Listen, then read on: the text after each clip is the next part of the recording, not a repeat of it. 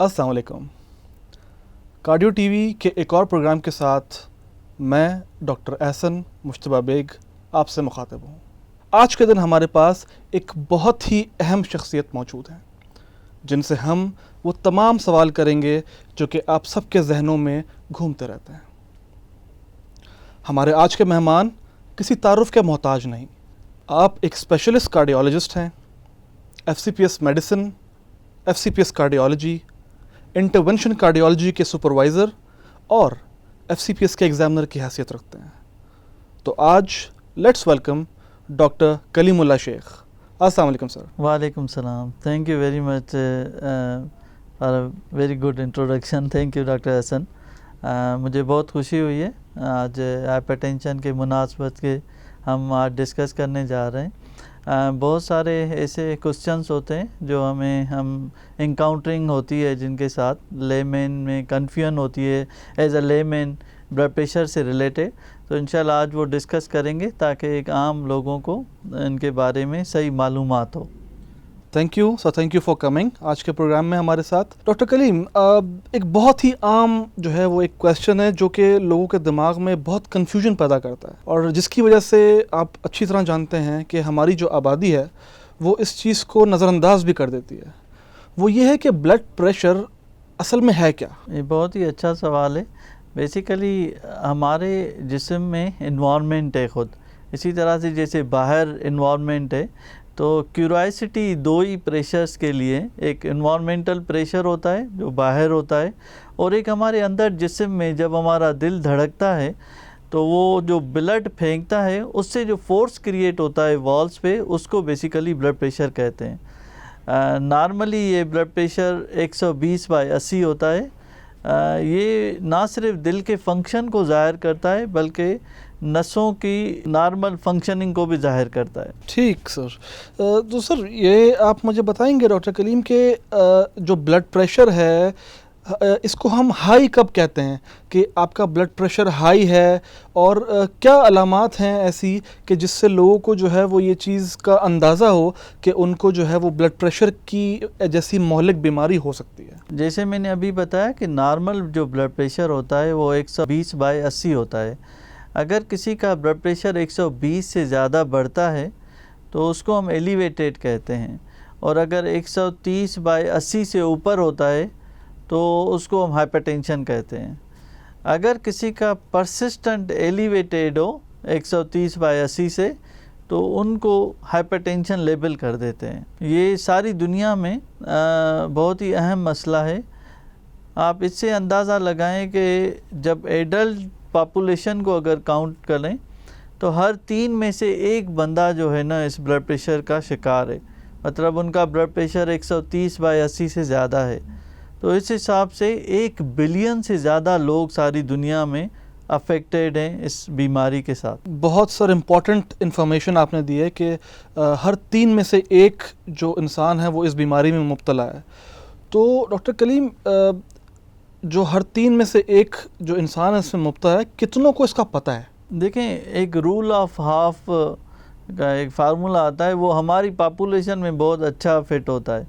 वो ये है कि आधे लोगों को पता ही नहीं है कि उनको ब्लड प्रेशर है, आधे लोग दवाइयाँ ही नहीं खाते, और आधे लोग जो है ना उनका कंट्रोल नहीं होता ब्लड प्रेशर। और कंट्रोल कहते हैं उसको जिसमें 130/80 से कम रखना हो ब्लड प्रेशर। तो इस हिसाब से तकरीबन 12 से 13% के करीब लोगों में कंट्रोल्ड ब्लड प्रेशर होता है। बाकी सारी दुनिया में ये मसला है।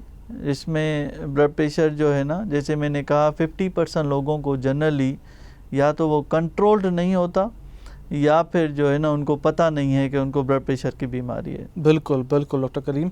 तो डॉक्टर कलीम काइंडली इसकी रहनुमाई फरमाइएगा कि किन लोगों को जिन्होंने अपना ब्लड प्रेशर कभी चेक नहीं कराया है, तो ऐसी कौन सी पॉपुलेशन है कि जिनको अपना ब्लड प्रेशर चेक कराना चाहिए और किस वक्त कराना चाहिए? ये भी बहुत अच्छा इम्पॉर्टेंट सवाल है। नॉर्मली 18 साल से ज़्यादा जिनकी उम्र है उनको ब्लड प्रेशर चेक कराना चाहिए और हर 2 साल में 1 मरतबा चेक कराना चाहिए। अगर किसी का ब्लड प्रेशर 120 और 80 से कम है तो हर 2 साल में वो एक मरतबा ब्लड प्रेशर अपना चेक करा लें।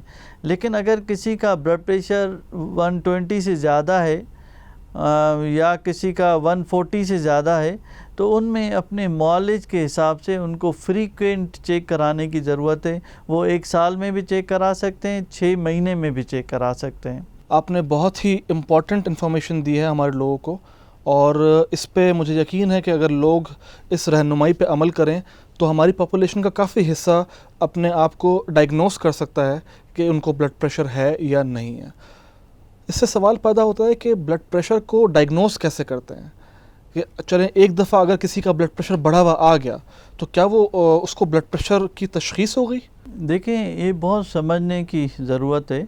ज़्यादातर ब्लड प्रेशर से कोई अलामात नहीं होते हैं। हमारी ओपीडी में मरीज़ आते हैं, ज़्यादातर उनकी शिकायतें होती हैं कि सर में दर्द है या फिर सांस की शिकायत हो रही है या फिर नोज़ ब्लीड के साथ। आपने भी इनकाउंटरिंग की होगी कि मरीज़ नोज़ ब्लीड के साथ, जिसको एपिस्टेक्सिस कहते हैं, तो उस वक्त ब्लड प्रेशर चेक करते हैं। तो ये जो अलामात हैं ना, ये स्पेसिफिक नहीं है फॉर ब्लड प्रेशर के लिए। इसकी और भी वजूहात हो सकती हैं। तो एक तो ये है कि इसकी तशख़ीस सिर्फ़ और सिर्फ नंबर से होती है, और नंबर तभी हो सकता है जब किसी का परसिस्टेंटली 140/90 से ज़्यादा रहे ब्लड प्रेशर, या फिर एक 24 घंटे का एम्बुलेटरी बीपी मॉनिटरिंग कराते हैं।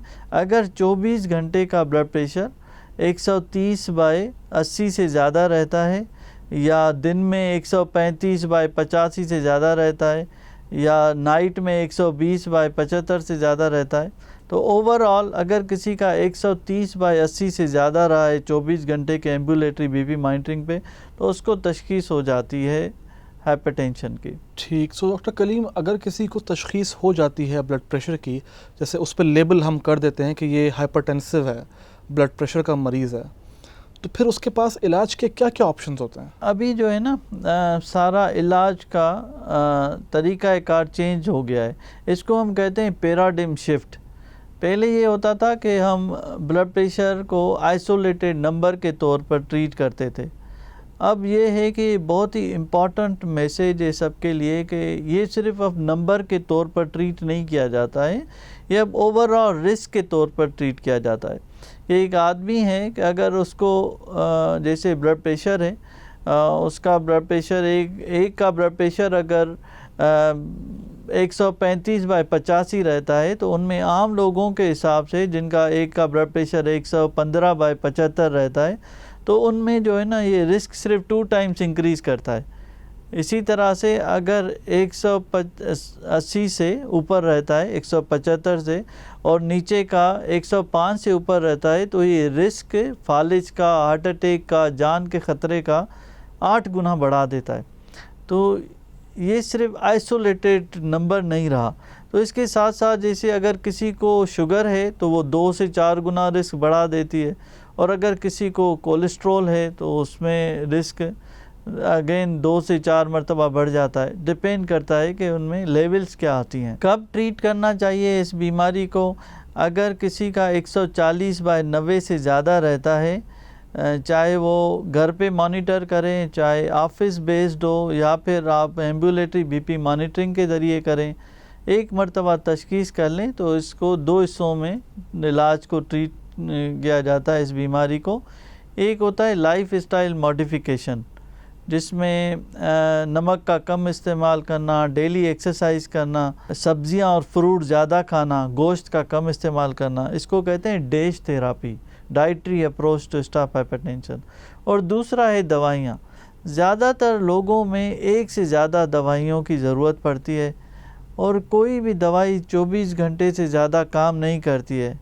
एक कॉमनली आके हमसे पूछते हैं कि हमने दवाई शुरू की, ब्लड प्रेशर सही हो गया है, हमने दवाई छोड़ दी। तो मैं हमेशा अपने मरीज़ों को कहता हूं कि कोई भी दवाई 24 घंटे से ज़्यादा काम नहीं करती, तो रोज़ाना एक टाइम सेट कर लें और एक गोली रोज़ाना खा लिया करें। डॉक्टर कलीम, एक बड़ा ही कॉमन सिनेरियो आप भी फेस करते होंगे, हम भी अपनी ओपीडीज़ में फेस करते हैं, कि लोग आके कहते हैं कि हम गोली सिर्फ तब लेते हैं जब हमें महसूस होता है।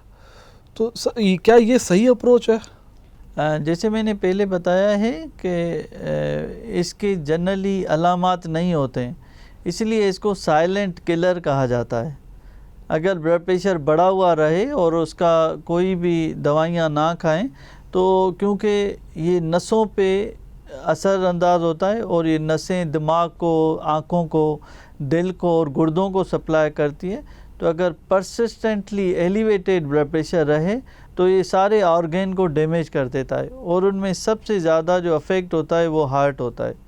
इसलिए हार्ट स्पेशलिस्ट इस बीमारी को ज़्यादा देखते हैं इस कंपेरेटिव टू न्यूरोलॉजिस्ट या जनरल फिजिशियन या नेफ्रोलॉजिस्ट। तो बहुत ज़रूरी है कि इसको शुरू में रिकग्नाइज़ किया जाए और फिर इसको कंट्रोल किया जाए। कंट्रोल क्या है कि 130/80 से कम रखें ब्लड प्रेशर। ठीक सर, थैंक यू, आपने इसकी बड़ी हमें रहनुमाई फरमाई। एक लास्ट क्वेश्चन मैं आपसे करना चाहूँगा कि क्या किसी तरह से इस बीमारी को ख़त्म किया जा सकता है? जनरली ये जो बीमारी है ये 90 से 95% इडियोपैथिक होती है। इडियोपैथिक हम उसको कहते हैं जिसकी कोई वजह नहीं हो। सिर्फ 5 से 10% लोगों में किसी वजह से ब्लड प्रेशर बढ़ता है और अगर उस वजह को ट्रीट किया जाए तो पेशेंट का ब्लड प्रेशर सेटल डाउन हो जाता है। जैसे कुछ लोगों में, ज़्यादातर यंगर एज पॉपुलेशन में, जो बड़ी नाली होती है उसमें सख्ती आ जाती है जिसको कोआक्टेशन कहते हैं। अगर हम उस कोआक्टेशन को ख़त्म कर दें तो उनका ब्लड प्रेशर बेहतर हो जाता है। लेकिन अगर लॉन्ग टर्म ब्लड प्रेशर रहे तो उसके फिर रिवर्सिबिलिटी के चांसेस कम होते हैं। तो 90% लोगों को क्योंकि इस बीमारी की कोई ख़ास ठोस वजह नहीं होती तो सारी ज़िंदगी दवाई खानी पड़ती है। सही सही sir, thank you so much. तो डॉक्टर कलीम, आपका कोई टेक होम मैसेज उन तमाम अफराद के लिए कि जो ऑलरेडी इस बीमारी में मुब्तला हैं या फिर जिनको अभी रिसेंटली डायग्नोज हुआ है, तो उनके लिए कोई अगर आप मैसेज देना चाहें? जी बिल्कुल, इस साल की थीम भी है कि ब्लड प्रेशर को एक्यूरेटली चेक करवाएं और उसको कंट्रोल करें और लंबी ज़िंदगी पाएं। ये इस साल की थीम है जो हर साल होती है। एक जो पॉइंट मैं इसके रेज़ करना चाहूँगा, ज़्यादातर मरीज़ आते हैं। एक अभी रिसेंटली मेरे पास मरीज़ आई थी, उन्होंने कहा कि मेरा ब्लड प्रेशर 180/110 रहता है और दवाइयाँ असर ही नहीं करती। उनका वज़न 120 kg के करीब था। जब मैंने स्टाफ को कहा कि इनका ब्लड प्रेशर चेक करें तो उन्होंने कहा कि सर 180/100 है। तो मैंने उनको कहा कि अच्छा ठीक है, मेरे सामने चेक करें, आप ले आएँ बीपी एपरेटस। तो जब लेकर आए तो कफ साइज़ उनका बहुत ही छोटा था। तो इसीलिए इस साल की थीम में ये कहा गया है कि भाई एक्यूरेटली ब्लड प्रेशर को चेक करें। उसका मतलब ये है कि आप हॉस्पिटल भी जाते हैं या कहीं चेक करते हैं तो एटलीस्ट 10 से 15 मिनट बैठ जाएं, कुर्सी पे बैठें, टेक लगा लें, दोनों पाँव जो है ना ज़मीन पे हों और पहली रीडिंग अगर इलेक्ट्रॉनिक कर रहे हैं तो उसको डिस्कार्ड कर दें, दूसरी तीसरी रीडिंग लें, उसका एवरेज ले लें। आपने कोई एक्सरसाइज नहीं की हो, कोई हार्ड बेवरेजेस नहीं लिए हो, कोई खाना नहीं खाया हुआ हो, इन सारी चीज़ों का ख्याल रखें। और कफ साइज़ जो है ना वो बहुत इम्पॉर्टेंट है। अगर जैसे उसी मरीज़ का हमने कफ साइज़ चेंज करके बढ़ा लिया, नॉर्मली 25 से 37 के बीच में होता है, उसका हमने 37 से 45 सेंटीमीटर का कफ साइज लिया तो उनका ब्लड प्रेशर 150/80 था। तो अल्दो हाइपरटेंशन है उनको, लेकिन अगर 180-110 होता तो हम बहुत ही इंटेंसिफाई करते हैं उनके ट्रीटमेंट को, ये वो। तो एक तो उनको तर्ज ज़िंदगी चेंज करने के लिए कहा और फिर दवाइयाँ उनको एडजस्टमेंट करके दे दी। डॉक्टर कलीम, थैंक यू आपके तशरीफ़ आवरी का और आपकी बहुत ही इम्पॉर्टेंट जो नॉलेज है आपने वो हमारी जो ऑडियंस है उनसे शेयर करने का। और इंशाल्लाह आगे भी प्रोग्राम्स में आपको हम दावत देंगे कार्डियो टीवी के साथ। Thank you very much, nice. ख़वातीन व हज़रात, ये था आज का प्रोग्राम जो कि वर्ल्ड हाइपरटेंशन डे के हवाले से ब्लड प्रेशर की आगाही का प्रोग्राम था। और मुझे उम्मीद है कि डॉक्टर कलीम की एक्सपर्टीज़ से आपको बहुत फ़ायदा होगा और जो मशवरे डॉक्टर कलीम ने दिए वो आप अपनी ज़िंदगी पर अप्लाई करेंगे और अपनी सेहत को सीरियस लेंगे। तो आगे इंशाल्लाह दोबारा हाज़िर होंगे आपके पास एक नए टॉपिक के साथ। अगर आपको ये प्रोग्राम पसंद आया है तो इसको लाइक कीजिए, सब्सक्राइब कीजिए कार्डियो टीवी को यूट्यूब चैनल पे और मुझे इजाज़त दीजिए doctor Ehsan Mushtaba Baig Cardio TV के साथ। अल्लाह हाफ़िज़।